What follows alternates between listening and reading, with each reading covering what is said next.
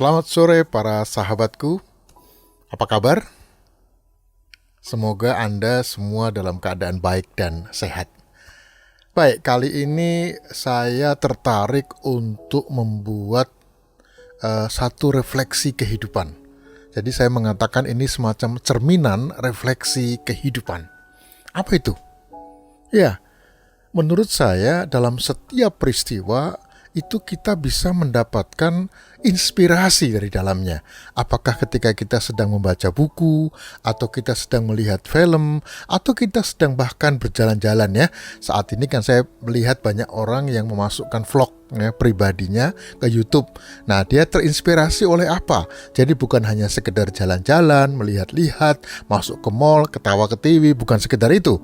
Tapi carilah, karena Anda tidak akan pernah mendapatkan inspirasi kalau Anda cuma menunggu. Sebab inspirasi itu harus dicari, kemudian dikejar dan digali lebih dalam. Maka Anda akan menemukan betapa kehidupan ini telah mengajarkan banyak hal. Nah, kali ini saya mau menggali inspirasi dari film Facing the Giant atau menghadapi raksasa kehidupan. Ya, sahabat-sahabatku, yang sangat istimewa dari film Facing the Giant sebenarnya adalah membangkitkan seseorang yang sedang mengalami keterpurukan. Ya, biasalah dalam kehidupan ini kan semua kita akan mengalami masalah, kesulitan. Dan mungkin saja kesulitan atau masalah itu menyebabkan kita jadi terpuruk. Artinya apa? Ya, kita ini kan manusia yang rapuh. Nah, dalam film ini, jika Anda sedang mengalami kondisi yang seperti itu, maka film ini menjadi salah satu solusi yang akan membantu Anda. Ya, tapi ketika Anda pada saat ini mungkin juga tidak sedang bermasalah atau tidak sedang mengalami kesulitan, coba tonton saja film ini. Siapa tahu teman Anda sedang menghadapi masalah dan Anda dapat memberitahukan inspirasi yang ada dari film ini. Oke, saya akan mulai. Apa inspirasi yang saya peroleh atau yang berhasil saya gali dari film Facing the Giant ini? Yang pertama, tokohnya itu bernama Grant Taylor, yaitu dia pelatih ya dari football, dan dia mengalami keterpurukan dalam hidupnya. Dalam seluruh pertandingan football antar sekolah, timnya itu tidak pernah sekalipun lolos dari pertandingan atau melolos ke pertandingan nasional ya. Bahkan baru di babak penyisihan daerah saja sudah tersisihkan. Oleh sebab itu ya, melihat kondisi yang seperti ini, termasuk juga dia semakin lama masalah finance ya, keuangan dalam rumah tangganya pun juga kacau ya. Maka ia mulai melakukan introspeksi diri. Oke ya. Jadi apa itu? Ya, pertanyaan seperti biasa, who am I? Siapakah aku sebenarnya? Lalu pertanyaan yang berikutnya, mengapa aku ada di dunia ini? Dan apa sebenarnya tujuanku ada di dunia ini? Nah, ini ya pertanyaan yang seharusnya muncul. Jadi bukannya orang lalu bunuh diri, atau lalu orang stres, atau lalu depresi. Enggak lah, diam saja. Ya, diam. Mungkin sambil mancing ya, berdiam diri, atau mungkin sambil pergilah ke Taman Bogor ya, taman apa tuh namanya, taman bunga atau apa begitu, atau ke puncak misalnya dalam kesendirian ke tanaman teh gitu ya, tanaman teh itu ya. Jadi maksud saya apa? Apapun lah, lakukan carilah tempat di mana Anda dapat berdiam diri ya, dan melakukan introspeksi diri tadi. Jadi pertama tanyakanlah, who am I? Siapakah aku yang sebenarnya? Lalu untuk apa sebenarnya aku ini ada di dunia ini? Lalu tujuannya apa? Kalau sekarang aku ini ada di dunia, tujuannya apa? Nah, saudara, sahabatku, kalau kita mencari ini dari pikiran kita sendiri, ya jarang kita ketemukan atau sulit kita ketemukan. Maka ada banyak sekali para filsuf yang mencoba untuk memecahkan masalah who am I, siapakah aku, ngapain aku ada di dunia ini, dan apa tujuanku ada di dunia ini. Ya, nah ini jadi menarik ya. Jadi mulai dari situlah film ini mau menunjukkan bahwa Grant Taylor itu mengubah persepsi hidupnya. Ya, kan ia selalu, ya siapapun dari kita ya, mencoba selalu untuk pengen menang, pengen kaya, pengen berhasil. Ya, nah pada saat itulah dia mulai berpikir, apa iya hidup ini hanya untuk aku? Apakah iya hidup ini hanya untuk menang dan kalah? Jadi dia mulai menyadari bahwa ternyata selalu saja dia mulai titik berangkat berpikirnya itu dari dirinya dia, berpusat pada dirinya. Ya semuanya aku mau menang, aku mau berhasil, aku mau kaya dan aku mau tenar dan lain sebagainya. Ya. Nah, rupanya dia mulai menyadari bahwa ketika dia hanya kembali pada dirinya, ini ya apa memang itu tujuan daripada kehidupan ini? Nah, akhirnya dia melihat bahwa kehidupan ini kalau saya keluar out of the box, ya keluar dari diri saya, maka saya akan melihat ada dunia yang lebih besar, ada tujuan kehidupan yang lebih besar. Itu kayak seperti katak dalam tempurung, ya. Katak dalam tempurung yang awalnya dia lihat pertamanya cuman dia tahunya situasi sekitar di sekitarnya saja, ya, hanya sekitar itu saja, sampai ketika dia berusaha terus menerus melompat, akhirnya dia bisa keluar dari tempurungnya itu, baru dia bisa melihat ada dunia yang lain. Nah, demikian juga dengan Grant Taylor, ya. Ketika dia hanya terpuruk pada dirinya dia sendiri, terkungkung pada dirinya dia sendiri, dia tidak melihat hal yang lebih besar. Bagaimana caranya dia melihat yang lebih besar? Nah, tentu dia harus berpikir lebih besar lagi, yaitu berpikir tentang apa yang ada di luar dirinya, kuasa yang ada di luar dirinya. Apakah kehidupan ini hanya berhenti pada diri kita, atau ada kuasa lain di luar diri kita? Nah, disitulah titik awalnya, titik berangkatnya dia kembali mulai memikirkan, seandainya, ya, dia mulai menghadirkan sosok Tuhan. Seandainya Tuhan itu ada, atau jika memang Tuhan itu ada, untuk tujuan apa ia menciptakan aku? Nah, sekarang kita lihat di sini ya, ia mulai keluar, tidak berpusat lagi atau berangkat dari dirinya, ia mulai keluar dengan mulai memikirkan tentang kuasa di luar dirinya, yaitu tentang Tuhan.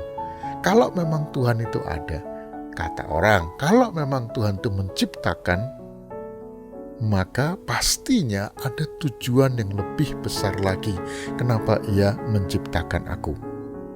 Pastinya Tuhan tidak hanya menciptakanku untuk kebanggaanku sendiri, ya, tetapi adalah untuk Dia, kan gitu ya. Jadi kalau saya menciptakan sesuatu, misalnya apapun lah itu, konten YouTube atau apa, itu pertama-tama saya berpikirnya apa? Ketika kita hanya berpikir untuk diri kita sendiri, it is a little man, ya, itu cuman kecil, ya, sesuatu yang kecil. Tapi ketika konten Anda mulai berpikir tentang yang besar, ini akan berbeda, manfaatnya akan berbeda, ya. Katakanlah hal kecil, misalnya konten Anda konten keluarga, oke. Tapi bukan hanya sekedar memperlihatkan keluarga, tapi cobalah ceritakan sesuatu tentang keluarga Anda, dan lihatlah apa yang sedang Anda lakukan itu bisa menginspirasi orang lain. Jadi selalu pikirkan orang lain, jangan pikirkan cuma kontennya begitu saja lalu selesai. Ya, kemudian sudah pokoknya tunjukkan aja, itu gampang sekali begitu. Tapi apa artinya itu? Ya, yang penting nanti saya dapat AdSense, nanti saya dapat dana, dapat uang dari YouTube. No. Ya, lakukan sesuatu yang lebih besar. Walaupun itu hal yang kecil, hanya soal keluarga, kebersamaan, keakraban dengan keluarga, piknik dengan keluarga, wisata dengan keluarga, atau jalan-jalan ke atas gunung, atau jalan-jalan ke puncak, atau jalan-jalan sekedar ulang tahun dan lain sebagainya. Tapi berikan pesan, ya, pesan apa yang Anda mau tunjukkan. Ini loh, keakraban seperti ini, quality time yang seperti ini sangat dibutuhkan banyak orang. Pesan Anda akan sangat penting. Nah, itu maksud saya tadi, ya. Jadi lihatlah sesuatu yang ada di luar diri Anda. Jangan cuman yang Anda pikirkan hanya untuk Anda sendiri. Saya lihat ya, kalau orang sudah AdSense, ya udah berhasil mendapatkan 4.000 jam tayang, lalu kemudian 1.000 subscriber, wow, bangga banget gitu ya. Oke, it's okay, nggak ada masalah. Tapi jangan cuman itu. Apa yang Anda bisa lakukan? Manfaat apa yang Anda bisa berikan dengan konten Anda? Nah, ini yang saya temukan ya dalam diri Grant Taylor. Akhirnya ketika dia menemukan dalam dirinya, mulai berangkat dari bahwa hidup ini ada maknanya ketika dia kaitkan dengan Sang Pencipta. Jadi ketika hidup ini kita yakini ada penciptanya, hanya dengan menyadari tujuan Tuhan, ya, Sang Pencipta, maka hidup ini akan bermakna. Maksudnya apa sih? Oke, jadi Grant Taylor mulai melihat bahwa pertandingan football itu bukan hanya sekedar pertandingan, bukan hanya sekedar kalah dan menang, gagal dan berhasil, bukan, ya, tetapi di dalam permainan itu sendiri dia melihat ada tujuan Tuhan. Apa itu tujuan Tuhan? Yaitu ketika timnya memberikan yang terbaik dalam kehidupan ini. Ketika Grant Taylor memberikan yang terbaik, menyiapkan yang terbaik untuk itu, apapun itu secara optimal. Masih ingat? Ya, waktu itu saya juga menuliskan tentang Einstein ya. Jadi Einstein ya, ahli matematika itu yang dia Albert Einstein ya, yang dia katakan bahwa manusia itu baru memberikan tidak terlalu optimal ya. Dengan kehebatannya dia baru biasanya hanya memberikan 10%. Ya, padahal dia punya 100%, baru 10%, baru sedikit sekali. Nah, ini yang dimaksudkan. Ketika kita mau melihat tujuan Tuhan, maka kita mau memberikan yang terbaik. Tujuannya hanya bukan untuk diri sendiri, tapi juga untuk orang banyak. Manfaat untuk orang banyak. Apa artinya? Ketika Anda mulai memikirkan untuk orang banyak, pastinya diri Anda pun akan kecipratan, kalau istilah orang Jawa ya. Diri Anda pun akan diberkati ya, atau mendapatkan barokahnya, begitu ya. Nah, jadi lalu bagaimana caranya? Jadi bukan sekedar kalah atau menang, berhasil atau tidak berhasil, melainkan apakah saya sudah memberikan yang terbaik. Nah, itu makanya Grant Taylor juga memberitahukan pada timnya itu adalah anak-anak sekolah, anak-anak SMA. Ya, awalnya itu awalnya itu mereka pokoknya disuruh melatih diri ya, pokoknya datang tepat waktu, disiplin dan sebagainya. Tapi sekarang Grant Taylor melihat itu hanya bagian kecil.